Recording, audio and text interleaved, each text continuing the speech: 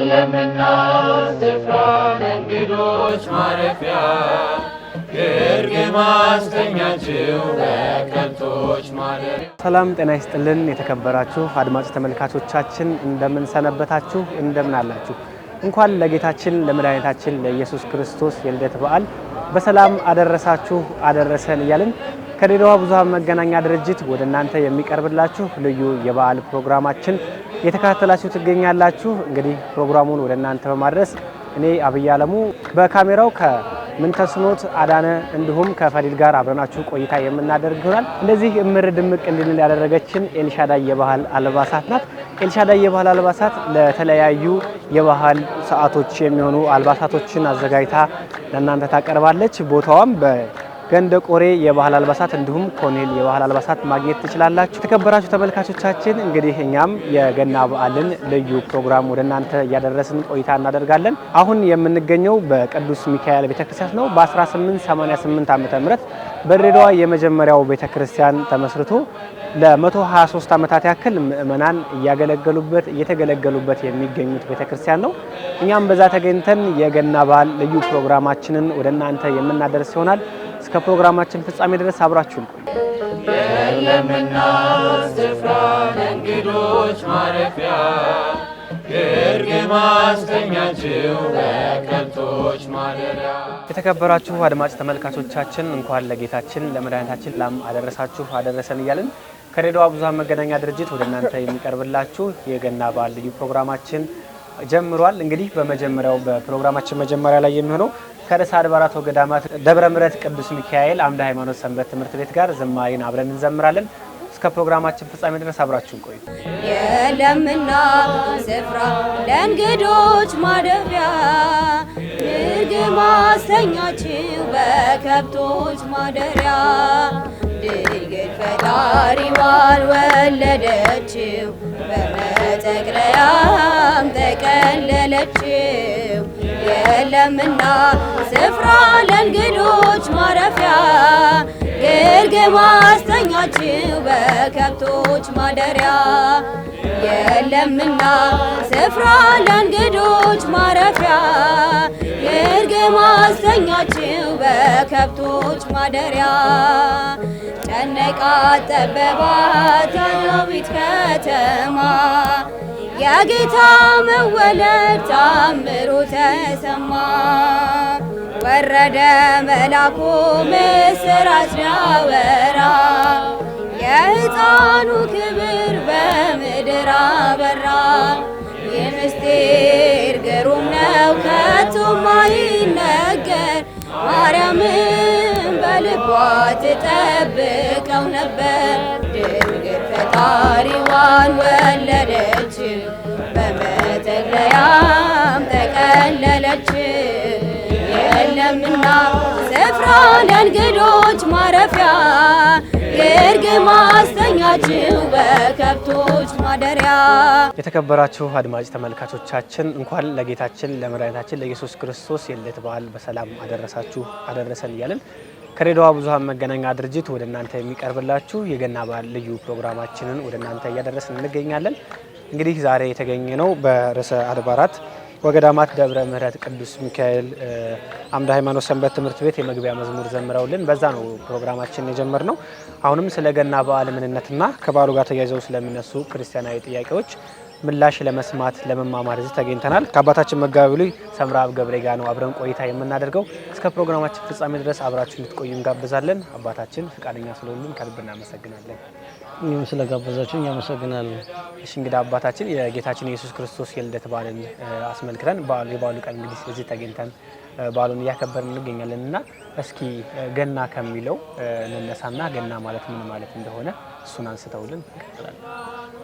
በስመ አብ ወወልድ ወመንፈስ ቅዱስ አሐዱ አምላክ አሜን። ገና ማለት የጌታችን ኢየሱስ ክርስቶስ በዓለ ልደት የሚታሰብበት ዓመታዊ ክብረ በዓል ማለት ነው። ቃሉ ከግሪክ የመጣ ነው እና ገና ማለት ደስታ ማለት ነው። ጌታችን ኢየሱስ ክርስቶስ ሲወለድ ሰውም መላእክትም ነፍስም ስጋም እንስሳትም ሁሉ ደስ ብሏቸዋልና ስለዚህ ገና ማለት የደስታ በዓል ማለት ነው። ሰዎችም ምስጋና አቅርበዋል፣ መላእክትም ምስጋና አቅርበዋል፣ እንስሳትም ምስጋና አቅርበዋል። ፍጥረታት ሁሉ ምስጋና ያቀረቡበት በዓል ስለሆነ ገና ማለት የደስታ በዓል፣ የሰላም፣ የፍቅር፣ የአንድነት በዓል ማለት ነው። መልካም እንግዲህ አባታችን ስለ ጌታችን መወለድ ስለ ኢየሱስ ክርስቶስ መወለድ ስናነሳ ገናን እናነሳለን እና ገና ደግሞ በሀገራችን ኢትዮጵያ በተለያየ ሁኔታ ይከበራል እና በተለይ ደግሞ የገና ጨዋታ አይቆጡም ጌታ የሚባል የተለመደ ነገር አለ። እስኪ የገና ጨዋታን ከመንፈሳዊ የቤተክርስቲያን አከባበር ጋር አያይዘው እንዴት ነው ቤተክርስቲያናችን የምታስተምረው? ጌታችን ኢየሱስ ክርስቶስ የተወለደው በከብቶች ማደሪያ በግርግም ነውና ደግሞ ከብቶች ጠባቂዎች አሏቸው። ከብት የሚጠብቁ እረኞች አሉ። እነሱ ደግሞ ከብቶች ሲጠብቁ ጨዋታ አላቸው፣ ራሳቸው የሚጫወቱት ዘይቤ ስላላቸው። ስለዚህ ህፃናቱ ገና ይጫወታሉ፣ ከብት የሚጠብቁ ማለት ነው። ጌታችን ኢየሱስ ክርስቶስ በዚያ ስለተወለደ ስለዚህ ህፃናቱ መልአኩም ወደ እነሱ ሲሄድ እንደዚህ የተጫወቱ ከብቶቻቸውን እየጠበቁ ነው ያገኛቸውና ስለዚህ ከዚያ ተያይዞ ነው የመጣውና በዓለ ልደቱ ስናከብር ቅድስት ቤተክርስቲያን በተለያየ ቋንቋና በተለያየ ዘይቤ ሰው በሚችለው ልክ ነው በዓሉን የምናከብረውና ሊቃውንቱ በማህሌቱ፣ ካህናቱ በሳታቱ በቅዳሴው እንዲሁም ደግሞ የሰንበት ተማሪዎች ከሊቃውንቱ በተማሩት በያሬዳዊ ዜማ በዓሉን ያከብራሉ።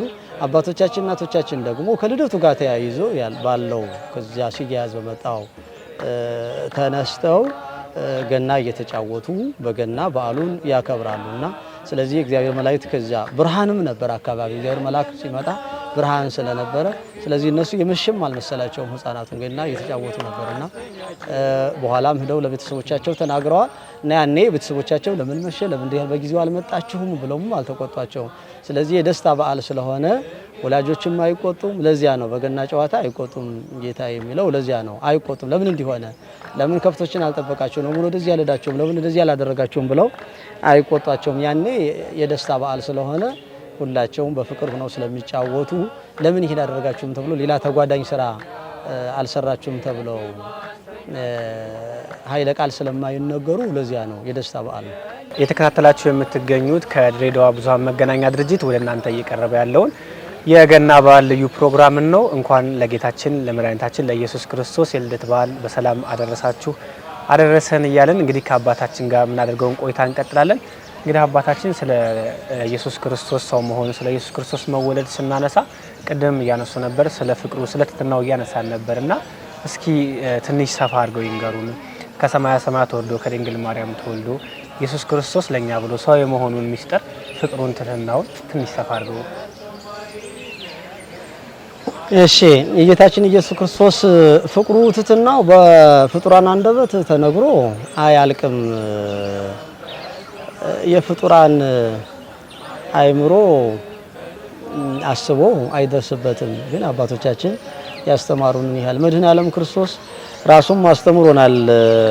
በማቴዎስ ወንጌል ምዕራፍ 11 ቁጥር 28 ጀምሮ ኑ ሀቤ እናንተ ሸክም የከበዳባችሁ ኑ ወደኔ እኔ ያሳርፋችኋለሁ እያለ ከኔ ተማሩ ይል ነበር። መድኃኔ ዓለም ክርስቶስ ከኔ ተማሩ። ከሱ የምንማረው ትሕትና ነው። ከሱ የምንማረው ፍቅርን ነው። ዝቅ ብሎ በከብቶች ማደሪያ እንደ በነገስታቱ ቤት ከፍ ባለ ከተሻለ ቦታ ላይ ልገለጥ አላለም፣ በተሻለ ቦታ ልወለድ አላለምና ትሕትናውን የጀመረው በልደቱ ነውና የጌታችን የኢየሱስ ክርስቶስ ትሕትና አንደበት ተናግሮ አይፈጽመውምና ከኔ ተማሩ። አሁን ከኔ ተማሩ ሲል ምንን እንማራለን? ከጌታችን ከኢየሱስ ክርስቶስ ትሕትናን እንማራለን።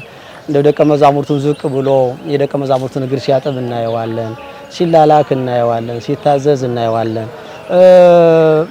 በጉባኤ ቤት ተገኝቶ ሲማር እናየዋለን። በሊቃነ ካህናቱ መካከል ተገኝቶ ሲማር እናየዋለን። ሲጠይቅ እናየዋለን። የሚጠይቅ አምላክ ነው። ጥበብን፣ እውቀትን፣ ማስተዋልን የሚገልጽ አምላክ ሆኖ ሳለ ግን እሱ ራሱን ዝቅ አድርጎ ተገኝቷል። ለእናቱም ይታዘዝ ነበር፣ ይላላካት ነበር። ስለ እውነት ውሃ በወንፊት እየቀዳ ያመጣላት ነበር። ሊቃውንቱ እንደሚነግሩን ወደ ጉባኤ ቤትም ሂዷል። እንጨት ለቃቅሞ በነፋስ አስሮ ያመጣላታል። አሁን የትሕትናውን ነው። ሁሉም ማድረግ የሚችል አምላክ ሲሆን በአንድ ጊዜው ልደግ ወይም 30 ዓመት ላይ ልሆን አላለም። በየጥቂቱ ያደገው። ይሄ አሁን ትሕትናውን ነው የሚያሳየን እና ፍቅሩ የሰው ፍቅር ነው። ወደዚህ ዓለም ያመጣው የሰው ፍቅር ነው። አባቶቻችን ሊቃውንት ፍቅር ሰሃቦ ለወልድ ኃያል እመንበሩ የሰው ፍቅር ኃያል ወልድን ከዙፋኑ ስቦ ወደዚህ ዓለም አመጣው። ወአብጽሖ እስከ ለሞት እስከ ሞት ድረስም አደረሰው ይላል። ይህን ያደረገው የሰው ፍቅር ነው። የሰው ፍቅር ነው። ኢሳይያስም አስቀድመው በትንቢተ ኢሳይያስ ምዕራፍ 53 ላይ እንደተናገሩት ነሳ ደዌነ ወጾረ ሕማመነ ደዌያችንን ተቀበለ ሕመማችንንም ገንዘብ አደረገ ብለው እንደተናገሩት ይሄ ሰው ፍቅር አገብሮት ነው። ስለኛ ነው ወደዚህ ዓለም ሊገረፍ የኛን ሕማም የኛን ሞት እሱ ሊቀበል እሱ ሙቶ እኛን ከሞት ነፃ ለማውጣት ወደዚህ ዓለም የመጣው የሰው ፍቅር አገብሮት ነው። እና ወንጌላዊ ዮሐንስም ሲናገር አልቦ ዘይአቢ እምዝ ፍቅር ይላል። ከዚህ ፍቅር የሚበልጥ የለም እስከ ወልዶ ዋህደ ወመጣው ቤዛ ለኩሉ ዓለም ተቀዳሚ ተከታይ የሌለው አንድያ ልጁ ለሕማም ለሞት አሳልፎ ሰጠለት ይላል። ለሕማም ለሞት ያውን ፍቅሩን ነው የሚገልጸው። ፍቅሩን ነው መድኃኔ ዓለም ክርስቶስ ዓለምን እንዴት እንደወደደው ነው። ሕይወቱን ነው ለኛ አሳልፎ የሰጠ ሕይወቱን ነው። ስለዚህ ከጌታችን ከኢየሱስ ክርስቶስ የምንማረው ይሄንን ነው። ልደቱን ስናስብ ገና ከልደቱ ጀምሮ አስተዳደጉንም እስከ መጨረሻዋ እስከ ዕለተ ዓርብ ድረስ ስንመለከት ፍቅር፣ ትህትና፣ ይቅርታ አለበት በውስጡ። መልካም እንግዲህ ስለ ኢየሱስ ክርስቶስ ልደት ስናወራ ስለ እመቤታችን ማንሳታችን አይቀርምና እመቤታችንን ካነሳን ደግሞ ስለ ነገረ ድነት እናነሳለን። እስኪ የእመቤታችን በነገረ ድነት ላይ ያላት አስተዋጽኦ እንዲህ ተነግሮ የሚያልቅ ባይሆንም እስኪ እሱ ደግሞ ትንሽ ለመማማር ያክል እመቤታችን በነገረ ድነት ላይ በሰው ልጅ ድነት ላይ ያላትን አስተዋጽኦ በትንሹ ይግለጽልን። እሺ እመቤታችን ነቢያቱ በትንቢት አውቀው ያለ እመቤታችን ከሞት ወደ ሕይወት መሸጋገር ዓለሙ እንደማይችል አውቀው እንዲያው ከነቢያቱ ከመጻሕፍቱ እየተነሳን እንነጋገር ብዬ ነው። ትንቢተ ኢሳይያስ ምዕራፍ 1 ቁጥር 9 ጀምሮ ስንመለከት ሶባኮ እግዚአብሔር ጸባኦት ዘአትረፈ ለነ ዘርአ ከመሰዶም እንኳን ነው ከመገሞራ መሰል አሸናፊ እግዚአብሔር ንጽሕት ዘርን ባያስቀርልን ኑሮ እንደ ገሞራ በሆንን ሰዶምንም በመሰልን ነበር ይላል። ንጽሕት ዘር መርገመ ስጋ መርገመ ነፍስ የሌለባት ንጽሕት ዘርን በስጋም በነፍስም የምታማልድ ንጽሕት ዘርን ባያስቀርልን ኑሮ ልክ አማላጅ በነፍስም በስጋም አማላጅ አጥተው እንደተጎዱት እንደነሱ በሆንን ነበር ይላል እና ንጽሕት ድንግል ማርያም በሰው ድነት ያላት መካከል ያላት አስተዋጽኦ ታላቅ ነው። ይህንን አውቀው ነቢያቱ ይናገራሉ። ነቢያቱ ስለሷ በሰፊው ትንቢት ተናግረዋል። ሱባኤ ቆጥረዋል። እሷ ተወልዳ ከሷ ተወልዶ ዓለሙ ከሞት ነፃ እንደሚወጣ ልክ እነሱ ስላወቁ አስቀድመው ተናግረዋል። ንጽሕት መርገመ ስጋ መርገመ ነፍስ የሌለባት ንጽሕት ዘር የተባለችው ድንግል ማርያም ናት። የጌታችን የኢየሱስ ክርስቶስ ማደሪያ ሆነች። ለዓለሙ ድህነት መገለጫ ሆና የተሰጠች ድህነቱ የተገለጠው በድንግል ማርያም ነው። ይሄ ማለት ጌታችን ኢየሱስ ክርስቶስ በእሷ ተገልጦ ከስጋዋ ስጋ ከነፍሷ ነፍስ ነስቶ ማለት ነው። ነስቶ ነው። ስለዚህ ድንግል ማርያም በዓለም ድህነት ታላቅ አስተዋጽኦ እንዳላት ነቢያቱ አስቀድመው ተናግረዋል። አሁን 7:14 ላይ ትንቢተ ኢሳይያስ 7:14 ላይም ስንመለከት ወናሁ ወሀበክሙ እግዚአብሔር ትምህርተ ከመ ታምስጡ መቅሰፍት ዘይመጽእ እንደ ስጋውን መቅሰፍት ከስጋ መቅሰፍት እንድትትኑ ምልክቱን ነግሯችሁ ነበር፣ ይህን አልሰማችሁም ይላል ኢሳይያስ። ነገር ግን ከሞተ ነፍስ የምትድኑበትን ምልክት ይነግራችኋል። አሁን ድንግል ማርያም የድህነታችን ምልክት ናት። ምልክት ብሎ ገልጿታል። የድህነት ምልክት ከስጋም ከመከራም መቅሰፍት የምንድንባት የድህነት ምልክት ናት ድንግል ማርያም። ድህነታችን ናት፣ አለኝታችን እንደሆነች አስቀድሞ ኢሳይያስ ከወቀሳ ጋር ነው። ከስጋ መከራ እንድትድኑ ነገርኳችሁ፣ ግን አልተቀበላችሁም፣ አልሰማችሁም። ደግሞ ከነፍስ መከራ የምትድኑበትን ምልክት እነግራችኋለሁ አለና ምልክቷን ገልጾልናል። ከዚያው ናሁ ድንግል ትጸንስ ወትወልድ ወልደ ብሎ አስተባብሮ እሱ ድንግልን ልጇንም ተገልጿል። ነው ምልክት ያልኳችሁ ይህ ነው አለ። ድንግል በድንግልና ጸንሳ ወንድ ልጅን ትወልዳለች። ይህ ማለት ከሶስቱ አካላት አንዱ አካል እግዚአብሔር ወልድን ትወልዳለች ብሎ አሁን ልጇንም እሷንም ምልክት እንደሆነች ነግሮልናል ማለት ነው። ወተሰምዮ ስሙ አማኑኤል ስሙንም አማኑኤል ትለዋለች። አማኑኤል ማለት ከኛ ጋር ሰው የሆነ ማለት ነው። ከኛ ከስጋችን ስጋ ከነፍሳችን ነፍስ ነስቶ ከኛ ጋር አንድ የሆነ ማለት ነው። ስለዚህ አንድ እንድንሆን ያንድ መሆናችን ምስጢር ማና ድንግል ማርያም ናት ማለት ነው። ድንግል ማርያም ናት ለቃል ርደት ለስጋ እርገትም ድንግል ማርያም ናት። ሰዎች ሁሉ ከሞት የዳኑባት ድንግል ማርያም ናት። ከዚያ ያይዛ ራሷን በኋላም በእውነት የነገረችን ድንቅ ምስጢር አለ። ናሆም ይእዜሰ ያስተበጹን የሉቃስ ወንጌል ምዕራፍ 1 ቁጥር 48 ጀምሮ ስንመለከት ናሁ ይእዜሰ ያስተበጹን ኩሉ ትውልድ እግዚአብሔር ታላቅ ነገርን ለኔ አድርጎልኛል እና ብላ ከዛሬ ጀምሮ ትውልድ ሁሉ ብጽዕት ይሉኛል፣ ንዕድ ነሽ ይሉኛል፣ ክብርት ነሽ ይሉኛል። አማልጅን ማለት ነው። ታማልደናለች ማለት እሷ ነገር አልናለች። መድኃኔ ዓለም ክርስቶስም እንደው ተሰቅሎ በመከራ ቀን ነው ድንግል ማርያምን የሰጠን። በመከራ ቀን ሰጥቶናል። በመከራ ቀን ነው የሰጠን ድንግል ማርያም። የማይታየውን ያየንባት የማይዳሰሰውን የዳሰስንባት ድንግል ማርያም ናት። ድንግል ማርያም ናት። ሰማይ ወምድር ዘያገምሮ እፎን ከማህፀነ ድንግል ጾሩ ይላል ቅዱስ ያሬድ። ሰማይና ምድር የማይወስነውን አምላክ የድንግል ማህፀን እንዴት ቻለው ይላል። የድንግል ማህፀን ድንግል ማርያም እና ሰማይና ምድር የማይወስኑት አምላክ እሱን ወስና ድንግል ማርያም በዚህ ዓለም እንዲገለጥ ያደረገችልና በሱ ፈቃድ ነው ይሄን ያደረገውና ስለዚህ መድኃኔ ዓለም ክርስቶስ ነያ እምከ ነዋ ወልድኪ ይብሏል አይደል? በመከራ ቀን ከእግረ መስቀሉ ዮሐንስ ወንጌል ምዕራፍ 19 ቁጥር 26 ላይ ስንመለከት እነኋት እናትህ እነኋት ልጅህ ብሎ ጌታችን ኢየሱስ ክርስቶስ እናት እንድትሆነ በጸጋ እናት እንድትሆነ አማላጅ እንድትሆነ በዮሐንስ ሁላችን ለድንግል ማርያም ሰጥቶናል ማለት ነው። ጌታችን ሁላችንም የድንግል ማርያም ልጆች ነን ማለት።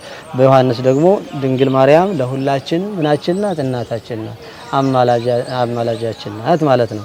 ነሳ ወአይተዋ ቤቶ ውእቱ ረዲያም ደቀ መዝሙር ተቀብሎ ወደ ቤቱ ይዟት ሄደ ይላል። ወደ ቤቱ ይዟት ሄደ። እያንዳንዳችን ድንግል ማርያም በልቡናችን ውስጥ አለች እና በድህነት ዓለም በዓለም ድህነት መካከል የድንግል ማርያም አስተዋጽኦ ታላቅ ነው። ምክንያቱም በሷ ነው ያየንበት፣ በሷ ነው ከሞት ነፃ የሚያወጣውን ያየንበት ማለት ነው። አድማጭ ተመልካቾቻችን እየተከታተላችሁ የምትገኙት ከድሬዳዋ ብዙኃን መገናኛ ድርጅት ወደ እናንተ እየቀረበ ያለውን የገና በዓል ልዩ ፕሮግራማችን ነው።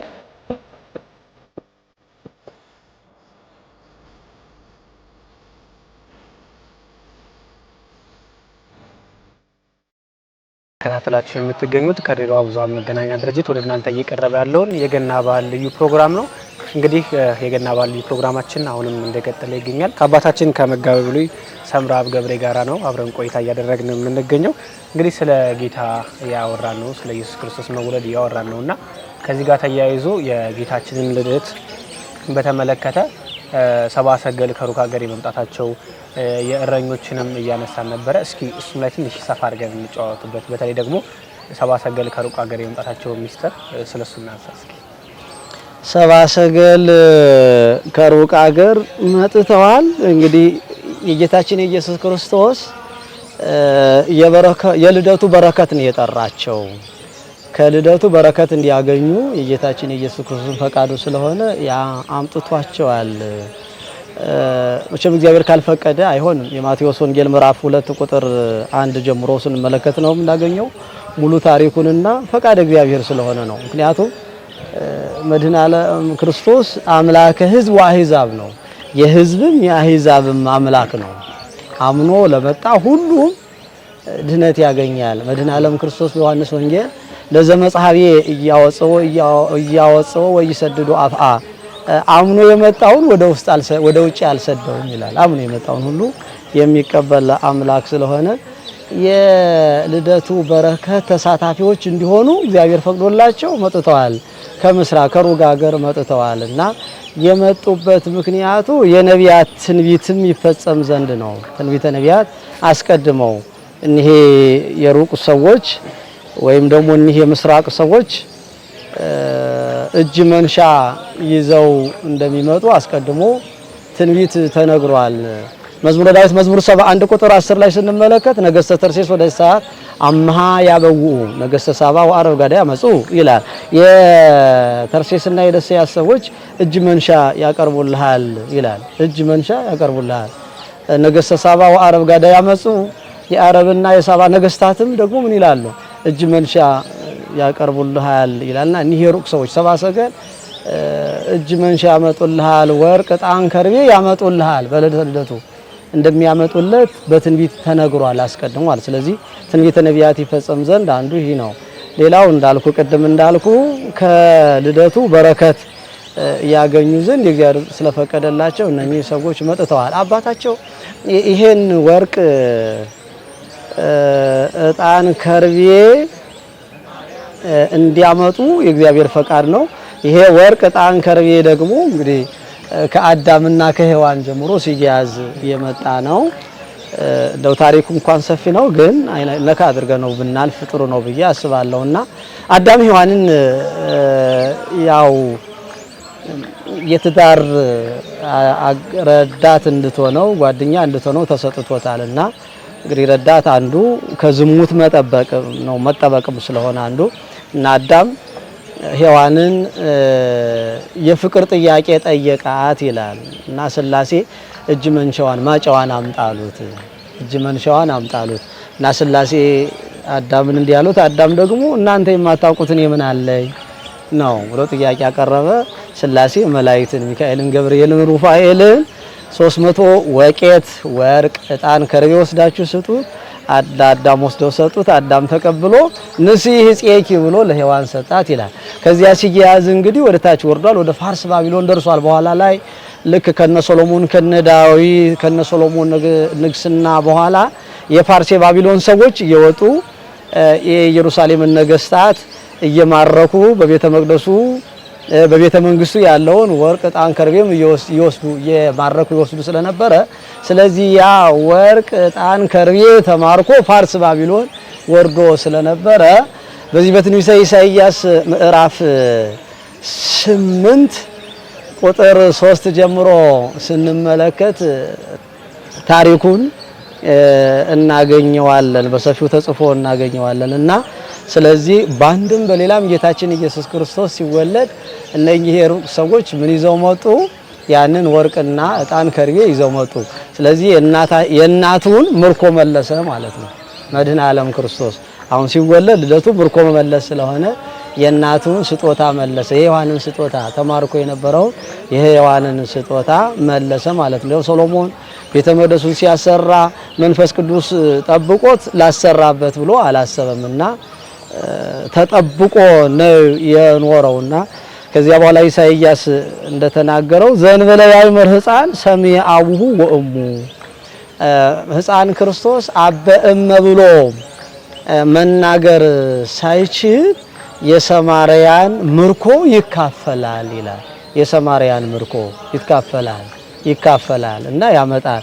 የተማረከውን በእጅ መንሻ መልኩ እንዲመጣለት አደረገ ነውና እነኚህ ሩቅ ሰዎች አባታቸው ጀረደሸት ይባላል እና ፈላስፋ ነው። በቀትር ሰዓት ወደ ምንጭ ውሃ ወርዶ ሲፈላሰፍ ድንግል ማርያም በሰሌዳ ብርሃን ተስላ አያት። ድንግል ማርያም ልጇን ታቀፋ ተስላ አያት ይላል። ያን በፍጥነት እሱ ደግሞ በሰሌዳ ኮክስሎ አስቀመጠው ይላል። ልክ በሚሞትበት ጊዜ ልጆቹን እንዲህ አይነት ኮከብ በሚወጣበት ሰዓት ይህ ወርቅ፣ ይህ ዕጣን፣ ይህ ከርቤ የሚገባው ለዚህ ነውና ወስዳችሁ ስጡ፣ ወስዳችሁ ገብሩ ብሏቸው ስለነበር ልክ ጌታችን ኢየሱስ ክርስቶስ ሲወለድ ያን ኮከብ አዩት። አባታቸው ያላቸውን አስታውሰው ያን ወርቅ ይዘው መጥተዋል ማለት ነው። ወተወሊዶ እግዚእ ኢየሱስ በቤተልሔም ዘይሁዳ በመዋዕለ ሄሮድስ ንጉሥ ናሁ መጽኡ ሰብአ ሰገል እምብሔረ ጽብዓ ጌታችን ኢየሱስ ክርስቶስ የይሁዳ ዕፃ በምትሆን በቤተልሔም በተወለደ ጊዜ ወይም ሄሮድስ ነግሶበት በነበረ ወራት የይሁዳ ዕፃ በምትሆን በቤተልሔም ጌታችን ኢየሱስ ክርስቶስ በተወለደ ጊዜ የጥበብ ሰዎች ከምስራቅ መጡ ይላል። ምስራቅ የሚላት ፋርስን ስለሆነ ዛሬ ኢራቅ ነው። ፋርስ ከዚያ መጡ ይላልና መጥተው ጠይቀዋል። የተወለደው ንጉሥ ወዴት አለ እያሉ እየጠየቁ መጥተዋል። ከሄሮድስ መጥተው ጠይቀዋል። ኮከቡ እየመራቸው ነው። ያ አባታቸው እንዲህ አይነት ኮከብ ሲወጣ ይህንን ወርቅ፣ ዕጣን፣ ከርቤ ወስዳችሁ ገብሩ ስላላቸው ያን ይዘው መጥተዋል። ያን ይዘው ሲመጡ እየመራቸው የመጣው ኮከቡ ነው እና ያ ኮከብ ይመራቸው ነበረ። ወመሮሙ ኮከቡ እየመራቸው መጥተዋል። ከሰው ሲደርሱ ይሰወራል፣ ብቻቸውን ሲሆኑ ደግሞ ኮከቡ ዝቅ ብሎ ይመራቸው ስለነበረ ልክ ከሄሮድስ ከተማ ሲደርሱ ሄሮድስን ጠይቀውታል። የት አለ የተወለደው ንጉስ ብለው ጠይቀውታል። እና እሱ ደግሞ ይሄ ነገር እንግዳ ሆነበት። ሊቃነ ካህናቱም ጠርቶ ጠይቋቸዋል። እንዴት ሊሆን ቻለ ብለው ጠይቋቸዋልና እነሱ አይ በቤተልሔም ሊሆን ይችላል ብለዋል። እና ከምን ተነስተው ነው በቤተልሔም ይሆናል ብለው የነገሩት ሊቃነ ካህናቱ ትንቢት ስለተነገረ ነው። ትንቢተ ሚክያስ ምዕራፍ 5 ቁጥር 1 ጀምሮ ስንመለከት ወአንቲኒ ቤተልሔም ምድረ ኤፍራታ ኢትቲሃቲም ነገሥተ ይሁዳ፣ አንቺ የኤፍራታ ዕፃ የምትሆኚ ቤተልሔም ነገስታተ ይሁዳ ከነገሱባቸው አይጉር ትበልጫለሽ እንጂ አታንሺም። እስመ እምኔኪ ወጽንዑ ዘሪዮሙ ለሕዝበ እስራኤል፣ ወገኖች የእስራኤል ዘስጋን የሚጠብቅ ንጉስ ይነግስብሻል ብሎ ትንቢት ተናግሯል። ለጊዜው ዘሩባቤል ነግሶባታል፣ አሕዛብም ገብረውባታል፣ እስራኤል ልጅ ጸንተውባታል። የነጋሪት ድምጽ ይሰማብሻል ብሏት ነበርና የነጋሪት ድምጽም ተሰምቶባታል፣ አሕዛብ ይገብሩብሻል እንዳለው አሕዛብ ገብረውባታልና ወደ ምስጢሩ ስንመጣ ግን ቤተልሔም ያላት እመቤታቸውን ነው። ቤተልሔም ማለት ቤተ ህብስት ማለት ነው። እና አነ ውእቱ ህብስተ ሕይወት ዘወረደ እምሰማይ፣ ከሰማይ የወረደ ህይወት እንጀራ እኔ ነኝ ያለው መድኃኔ ዓለም ክርስቶስ ስለወለደች ቤተ ህብስት ይላታል። ድንግል ማርያምን ነው ማለት ነው። ድንግል ማርያምን ነው። ስለዚህ አስቀድሞ ትንቢት በቤተልሔም እንደሚወለድ ስለተነገረ ስለዚህ በዚያ ነው በዚያ ሊሆን ይችላል ብለው ነገሩትና በቤተልሔም ነው በቤተልሔም ተወልዷል ብሎ ነግሯቸዋልና እነሱ ይሄን ተቀብለው ሄደዋል። ካገኛችሁት ይሄን ብላቴና ካገኛችሁት መታችሁ ለኔም ንገሩኝ፣ እኔም እጄ እንደናንተ እንሰግድለት ብሏቸዋልና ለሄሮድሳውያን ሽንገላ ልማዳቸው ስለሆነ ነው እንጂ እንድገድለው ነው ማለት ነው። ከመቅትሎ ነው እገድለው ዘንድ ነው እንጂ እንድሰግድለት አይደለምና ስለዚህ ይሄን ይዘው እነሱም ሄደዋል። ኮከቡ እየመራ ወስዶ የታደርሷቸዋል። እመቤታችን ልጇን አቅፋ ካለችበት ከቤተልሔም ማለት ነው። ስለዚህ አባታቸው ስሎ የሰጣቸው ኮከብና በድንግል ማርያም እቅፍ ያለው ሕፃን ተመሳስሎ ቢያገኙት ደስ ብሏቸው ስጦታቸው ሰጥተውታልና እግዚአብሔር የልደቱ በረከት ተሳታፊዎች አድርጓቸዋል። ኮከቡ እየመራ አምጥቷቸዋል ማለት ነው።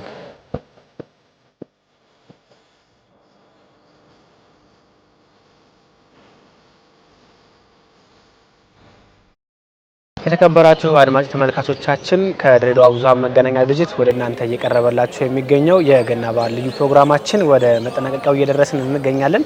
እንግዲህ አባታችን የክርስቲያኖች ገና በዓልን ስናከብር ከመጠጥና ከመብል ባለፈ መንፈሳዊ ቁርኝቱ በመንፈሳዊ ሕይወቱ እንዴት ማክበር አለብን የሚለውና በተለይ ደግሞ የኢየሱስ ክርስቶስ ልደት ስናከብር ከምዕራባውያን እየተወሰደ የመጣ አንዳንድ ልምዶች አሉና የበዓሉ ባለቤት የሆነውን ኢየሱስ ክርስቶስን ወደ መርሳት እየተሄደ ያለበት ነገር አለና ከዚህ ጋር አያይዞ ክርስቲያኖች በዓሉን ሲያከብሩ እንዴት ማክበር አለባቸው የሚለውን መልእክትም ጨምረው እንዲያስተላልፉልን።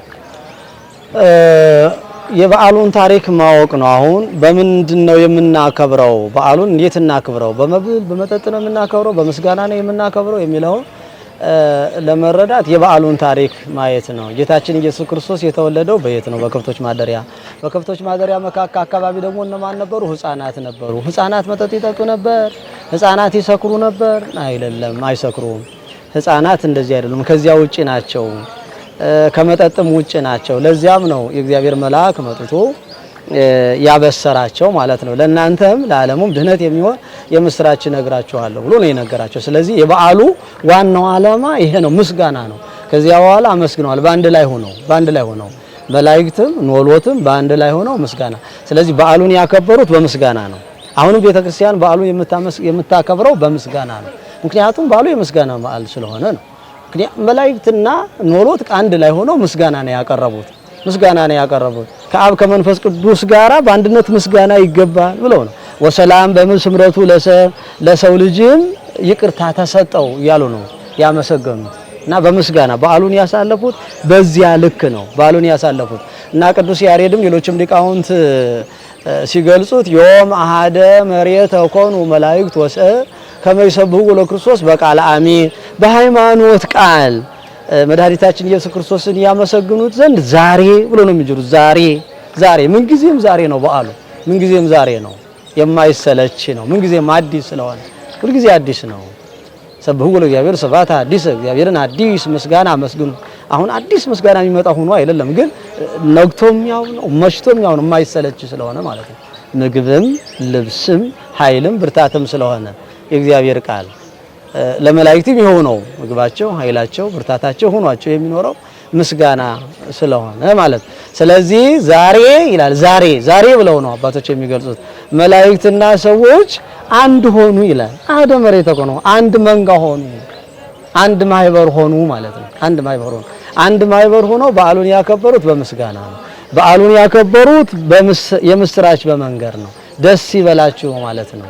በዓሉን ያከበሩት አንዱ በማብሰር ነው። አንዱ ለአንዱ ደስታ ይዞ በመምጣት ነው። ስለዚህ አሁንም በዓሉን ስናከብር የደከመውን በማበርታት፣ በዓሉን ስናከብር ያዘነውን በማጽናናት፣ በዓሉን ስናከብር የሚበላ የሚጠጣ ያጣውን የሚበላውን የሚጠጣውን በመስጠት ነው። የተራቆተውን በማልበስ ነው። በዓሉን የምናከብረው ይሄ ነው። ስለዚህ ከበዓሉ ታሪክ የምንማረው ይሄ ነው።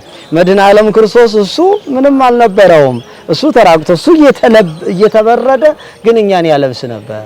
እኛን የክብር ልብስ ያለብስ ነበር። ለኛ የብርሃን ልብስ ያለብስ ነበር። ስለዚህ በዓሉ በዚህ መልኩ እንድናከብር ቤተክርስቲያን የምታስተምረው ይሄን ነው። በዓላችንም ስናከብር ይሄን በመጠጥ አይደለም የሚከበረው። በዓል በምስጋና ነው፣ በመረዳዳት በፍቅር በአንድነት ነው። በዓሉ የአንድነትን በዓል ስለሆነ ስለዚህ በዓሉን የምናከብረው በአንድነት በምስጋና ነው።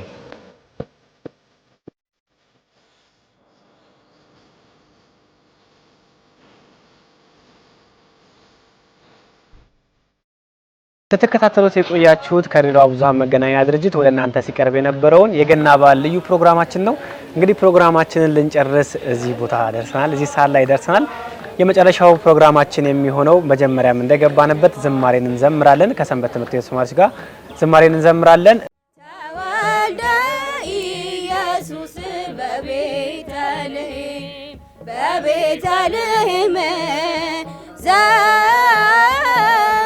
ይሁዳ በቤተልሔም ኢየሱስ በቤተልሔም ይሁዳ በቤተልሔም አዋልደ ጢሮስ አሜሃ ይሰግዳ በቤተልሔም አዋልደ ጢሮስ አሜሃ ይሰግዳ